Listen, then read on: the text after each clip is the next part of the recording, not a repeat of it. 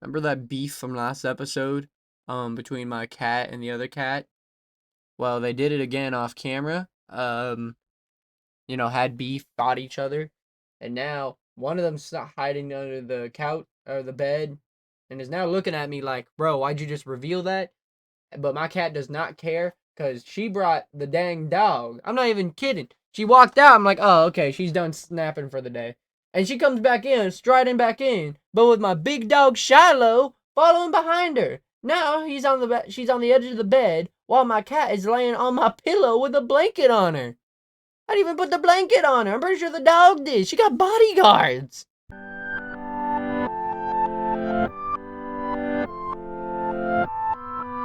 Hello everyone, my name's Stonsey Boy and welcome back to Reading with Stonsey. Today we're reading, what pages are we? 86 to 101, chapters 8 and 9. Cool, sorry, cookie clicker, y'all know how it is. I got an addiction. Addictions are bad, children. Never fall under an addiction because they could ruin your life or force you to get the cookie clicker 100% achievement, which is basically worse. Alright, so without further ado, let me sit back, relax, open up my book, and let's begin. Chapter 8, A Matter of Choice. I will glean alone today, Scythe told Rowan and Citra one day in February, the second month of their apprenticeship. While I am gone, I have a task for each of you. I took Citra to the weapons den. You, Citra, shall polish each of my blades. The weapons den nearly every day for lessons. But to be here alone, nothing but her and the instruments of death is entirely different. The Scythe went to the blade wall, which had everything from swords to switchblades. Some were merely dusty, others are tarnished. You will decide what type of care each one needs. She watched as his eyes moved from one blade to another, lingering long enough perhaps to recall a memory. You've used them all? She asked. Only about half of them, and even then, for only one gleaning. He reached up and pulled a viper from the fourth wall, the one from the other older-looking weapons. This one was kind of one the three musketeers might have used. When I was young, I had much more flair for drama. I went to glean a man who fancied himself a fencer, so I challenged him to a duel. And you won? No, I lost. Twice. He skewered me through the neck in the first time and tore open my femoral artery the second. He was very good. Each time after I woke up in the revival center, I returned to challenge him. His wins brought him time, but he was chosen to be gleaned, and I would not relent. Some scythes will change their minds, but that leads to compromise, and it favors the persuasive. I make my decisions firm. In the fourth bout, I pierced his heart with the tip of my blade. As he breathed his last, he thanked me for allowing him to die fighting. It was the only time in all my years as a scythe that I had been thanked for what I do. He sighed, with the rapier back in the citra, realized it was a place of honor. If you have all these weapons, why do you take our knife that day you came to glean my neighbor? Citra had asked. The scythe grinned. To gauge your reaction. I threw it away, she told him.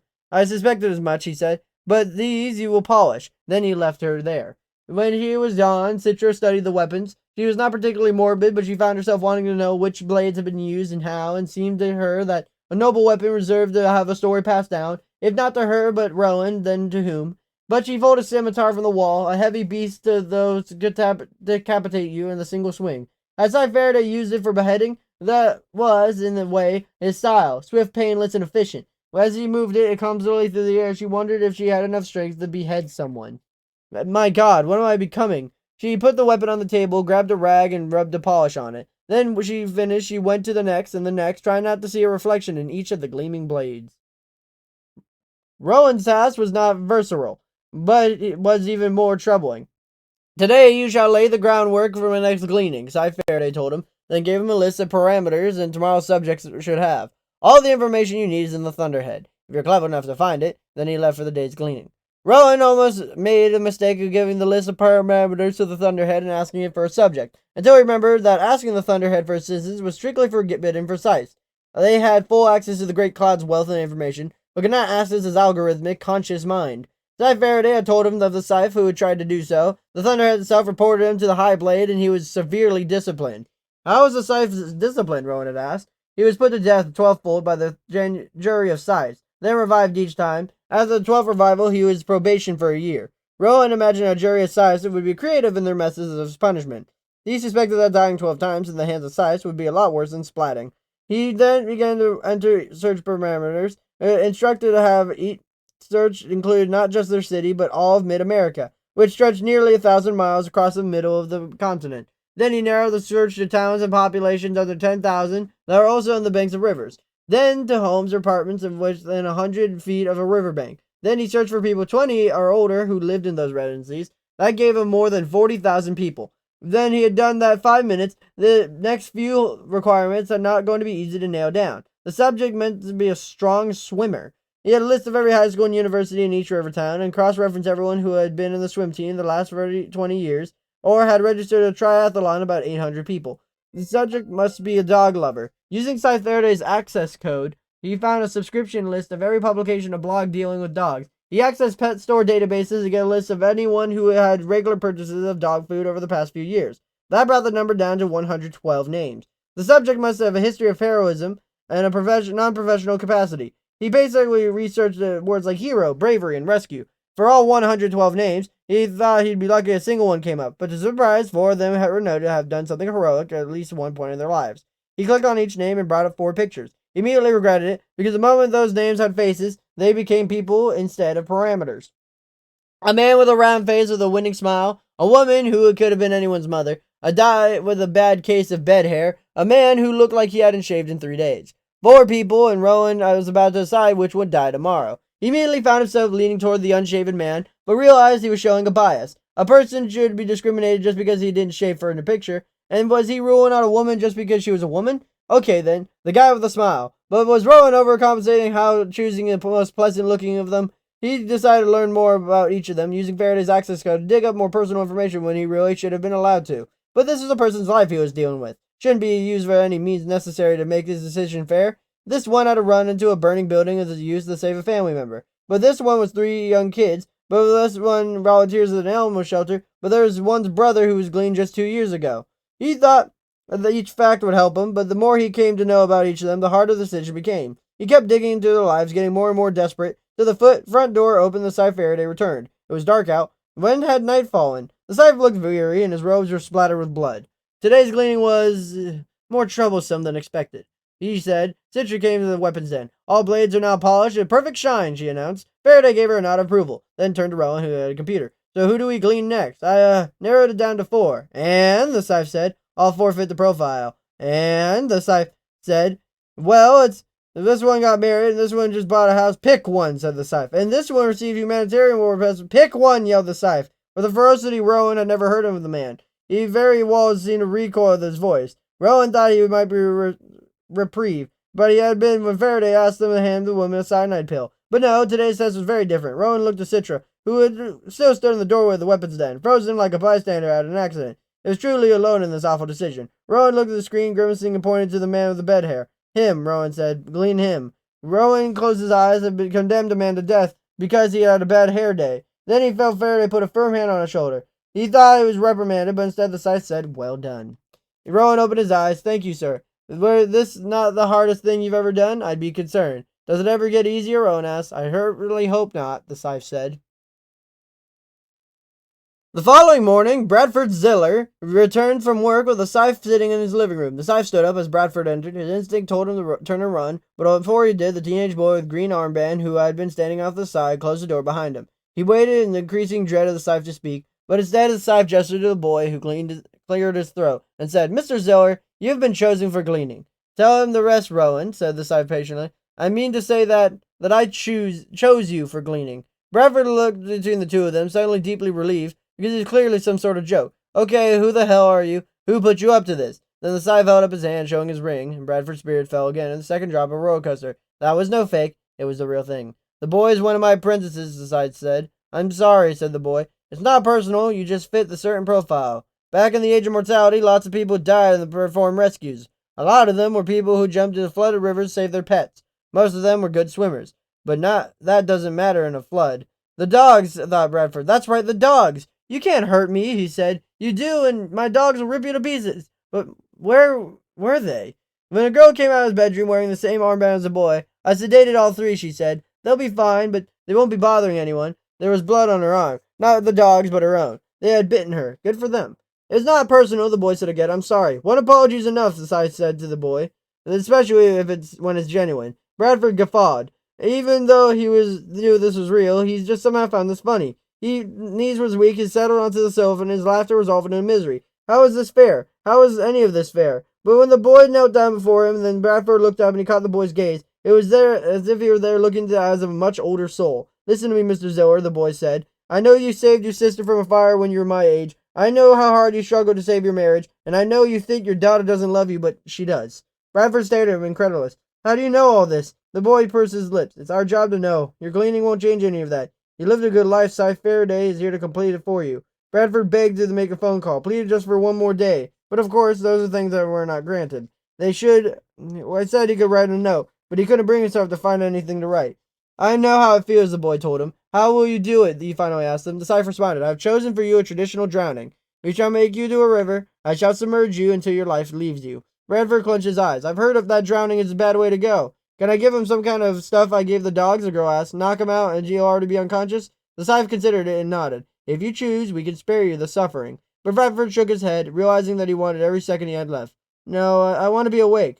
If drowning was to be his last experience, let him experience it. He could feel his heart beating faster, his body trembling in the surge of adrenaline. He was afraid, but fear meant he was still alive. Come then, the Scythe told him gently. We'll all go down to the river together.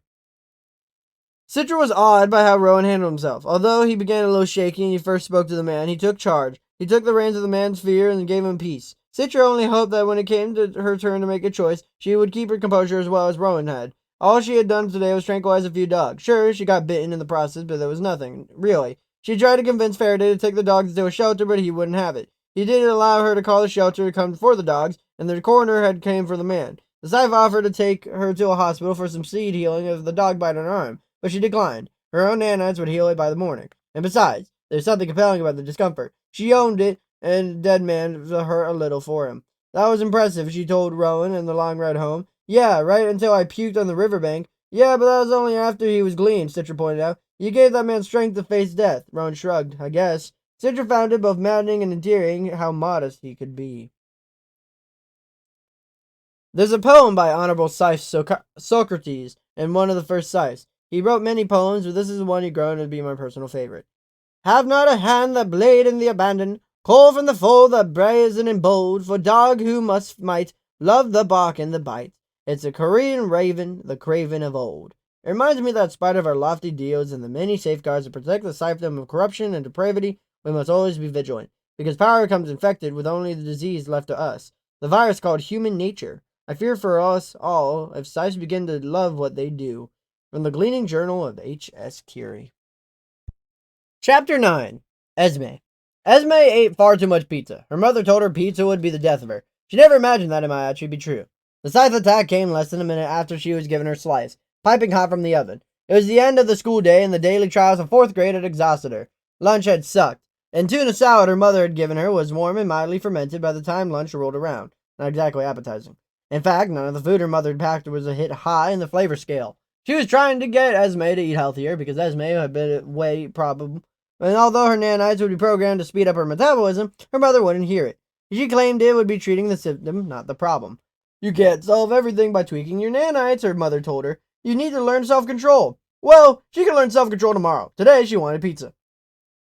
Her favorite pizza place, Luigi's, was in the food court of the Fulcrum City Galleria, which was on her way home from the school, sort of. She was negotiating the cheese, trying to figure out how to take the first bite without burning the roof of her mouth.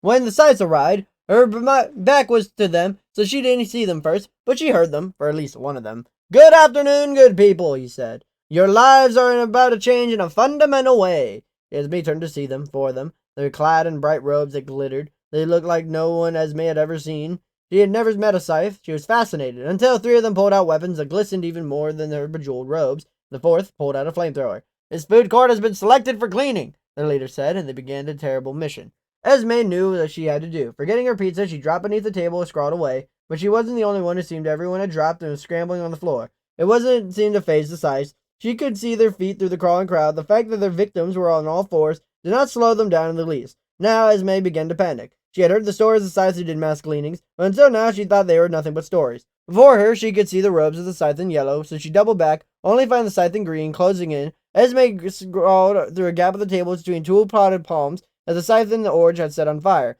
Then she emerged on the other side of the large pots. She found herself with no cover. She was in food concessions now. The man who had served her pizza was slumped over the counter, dead. There was a gap between the trash can and the wall. There was not a slim girl, so she thought the skinniest thoughts she could, and squeezed her way into a gap. She was not much of the hiding place, but if she left it, she would be right in the line of fire. She had already seen two people trying to dart across the walkway. The both were taken out by steel crossbow arrows. She didn't dare move. So instead, she buried her face in her hands. She stayed that way, sobbing, listening to terrible sounds around her until silence fell. She still refused to open her eyes until she heard a man say, "Hello there." Esme opened her eyes to see the lead Scythe, the one in blue, standing over her. "Please," she begged, "please don't glean me." The man had held out his hand to her. "The gleaning is over," he said. "There's no one left but you. Now take my hand." Afraid to refuse, Esme reached out and placed her hand in his, the rose from her hiding place. "I've been looking for you, Esme," he said. Esme gasped and heard him say her name. Why would the Scythe be looking for her? The other three Scythes gathered around. None of them raised their weapon at her. "You'll be coming with us now," the Scythe said in blue. But my mother, your mother knows. I've granted her immunity." "Really?" "Yes, really." Then the girl Scythe from the emerald green handed Esme a plate. "I believe this was your pizza?" Esme took it. It was cool enough to eat now. "Thank you. Come with us," said the Scythe in blue, "and I promise you from this moment on your life will be everything you've ever dreamed it could be." And so Esme left with the four Scythes, thankful to be alive, trying not to think of the many around her who weren't. This was certainly not the way she imagined her day would go, but who was she to fight against something that rang clearly of destiny? Was there ever a time when people weren't plagued with boredom? A time when motivation was so hard to come by? When I look at the news archives of the age of mortality, it seems the people have no reason to do the things they did. Life was about forging time, not just passing time. There's new reports, how exciting they were, filled with all nature of criminal activity. Your neighbor would be a salesperson of illegal chemicals and recreation. Ordinary people would take life without permission of society. Angry individuals would take possession of vehicles they didn't own. Then led law enforcement officers in dangerous pursuits and uncontrolled roadways. We do have unsavories nowadays, but they do little more than drop occasional pieces of litter and move shop items to places that don't belong. No one rages against the system anymore. At most, they just glare at it a bit. Perhaps this is why the Thunder still allows a measured amount of economic inequality. It could certainly make more sure that everyone had equal wealth, but that would add the plague of boredom that afflicts the immortal. Although we would have to we're still allowed to strive for the things we want. Of course, no one strives it like they did in mortal days, when the inequality was so great, people had to steal from one another, sometimes ending lives in the process. I wouldn't want to return to crime, but I do tire of the Scythes being the sole proprietors of fear. It would be nice to have competition. From the leading journal of H.S. Curie. I guess even immunity can have boredom. It sounds a little poetic, but I just mean that as in legitimately. If you're immune, you'd be bored. You mostly be sad, but you're bored. See, if you yourself had immunity, you'd be sad. If everyone around you had immunity, but with a chance of death, you'd be bored. Well, without competition. That's kind of weird. It's an interesting way of thinking things. Neil Schusterman, you're a very smart guy. Anyways, today we read pages 86 to 101. Next time we'll be reading pages 102 to 12. 102 and 12? Stonsey, do you know how to count, you silly goober? Well, I do know, as a matter of fact, that next time we're reading chapters 10 to 12, if that makes you feel any better. But 102 to 12, no, that just seems a little ludicrous. 80, what would that be, 90 pages in one episode? Goodness. Well, Stonsey, did you also just get rid of it right now? What are you doing, dude? Well, it's back. But guess what? Now it's, whoa, where's it going? 102 to 124, which is more than average, but you know what? It's not the most. So it's 22 pages, which shouldn't take very long. This book is short. The Butterfly Garden was long. And that's what she said. Anyways, it's time for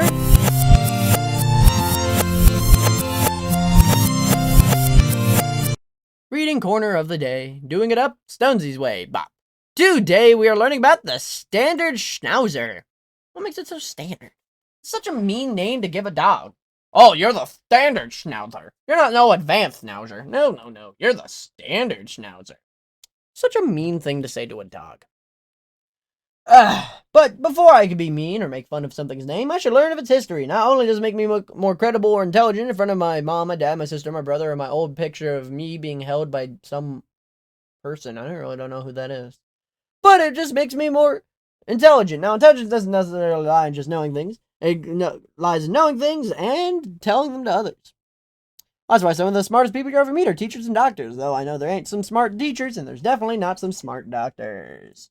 Now, the history of the Standard Schnauzer is that the Standard Schnauzer is a prototypical Schnauzer. The oldest of the three breeds, definite evidence of the breed exists as early as the 14th century. Even then, it was appreciated as a household pet and hunting companion. The breed is a fortuitous blend of terrier, working, and hunting stock. It's most likely preserved of the crossing wire-haired pinschers and the black German poodles of Grey Wolf Spitz. The result is a hardy rat catcher that also functioned as a capable guard dog. By the beginning of the 20th century, they were most popular dogs of the guarding farmers' carts in the marketplace while the farmers were elsewhere. The first Schnauzers entered the show ring as wire-haired pinschers at an 1879 German show. Their smart looks quickly enamored them, the dog fanciers, and they became very popular as show dogs in 1900. Although the first Schnauzers came to America by this time, they were slower to catch on the American dog fanciers. The breed was initially classified as a terrier, but was later reclassified as a working dog. Their alert and intelligent nature gained them the role of a dispatch carrier and will aid during World War I. Like the larger giant Schnauzer, the Standard Schnauzer was also used as police work. Only after World War II did they gain more public attention. Even so, has not achieved the popularity of the other Schnauzers. Didn't gain the popularity. This dog held the keys to Captain Jack Sparrow. Captain Jack Sparrow. What do you mean not as much popular? Well, it seems that second edition D. Caroline Coley, Ph.D. didn't watch Pirates of the Caribbean. Oh, she would know that. Now, what's the temperament? How do I keep this dog from keeping the keys away from the prisoners? Well, the temperament of the Standard Schnauzer... Wait a minute, you have prisoners? Why do you have prisoners? Why are you asking me?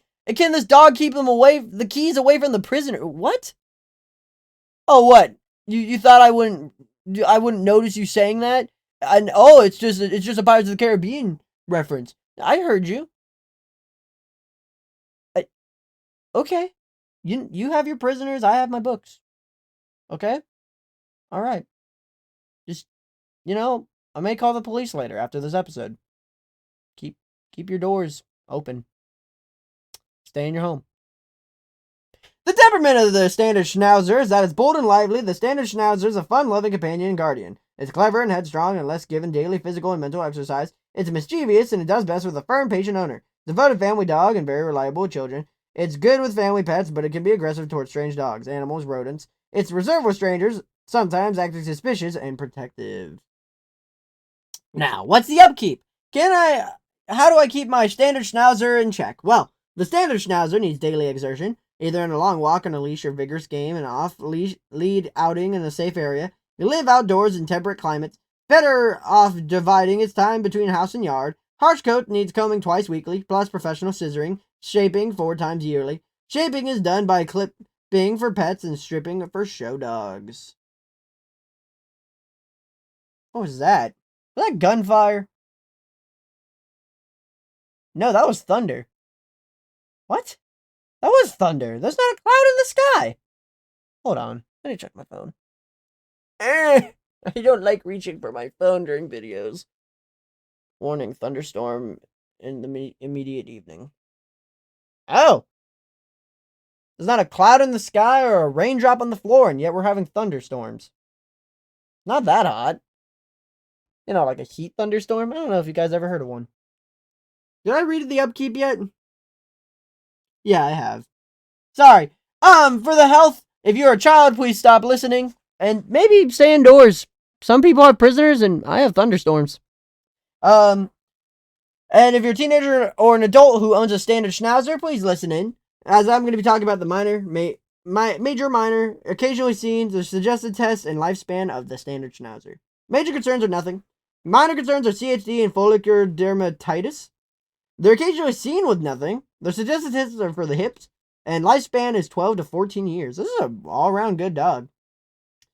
Now, imagine you don't see this dog in front of you. What's the form? What's the function? Is it slightly longer than tall? It doesn't really look like it. Actually, it looks like it's longer than it is tall. Sorry. The form and function of the Standard Schnauzer is that this robust, sturdily built, heavy-set dog of square proportion is both strong and agile and able to perform both as guard and ratter. Stride is quick, powerful ground covering. Its coat is hard, wiry, and thick. Soft undercoat, its hallmark whiskers, mustache, and eyebrows add to its alert, spirited expression. I don't think this writer of this book ever seen this breed of dog. It doesn't really look spirited or bright or, yeah. Huh. Now, for the tier list, final part of today's episode. 5 is the best, 4 is better, 3 is average, 2 is the worst, and 1 is the worst unless it comes to grooming, which we are definitely not beating. Energy levels out of 4. Makes sense. Small dog. Exercise requirements and playfulness are out of 3. Affection level and friendliness towards dogs out of 2. Friendliness towards other pets out of 3, which is good. Friendliness towards strangers out of 1. Ease of training is out of 3, so average. Watchdog and protection ability are both out of 5, which really surprises me. Though, then again, these were hunting dogs. Sadly, the grooming requirements is out of 4, which is horrible. Cold and heat tolerance are both out of 3, pretty average. Weight of a healthy male standard Schnauzer is 40 to 45 pounds, and a female, it should be 35 to 40 pounds. The average height of a male standard Schnauzer is 18.5 to 19.5 inches, and a female is 17.5 to 18.5 inches, and it wouldn't be feet, or else we'd be living in a world of giants. Well, definitely giant, and definitely, I wouldn't say aggressive, just giant in general. These dogs are kind of well known as the Russian Siberian dogs, because I've researched this breed of dog before. It is the one you'll be learning about in the next episode. So, hope you guys have a super fantastic, wonderful day. Be polite, be efficient, make sure to like, comment, and subscribe. I hope you guys enjoyed today's video. Next episode, we're actually going to be the end of the working group breed of the dog. And then we're going to be talking about the terrier group, which seems to be relatively short, only housing about 20 breeds of dogs, which we've gone through 30s, 10s, and 16s, but 30 is relatively short, or 20 is relatively short. So, yeah, hope you guys have a super fantastic, wonderful day, and I'll see you guys next time.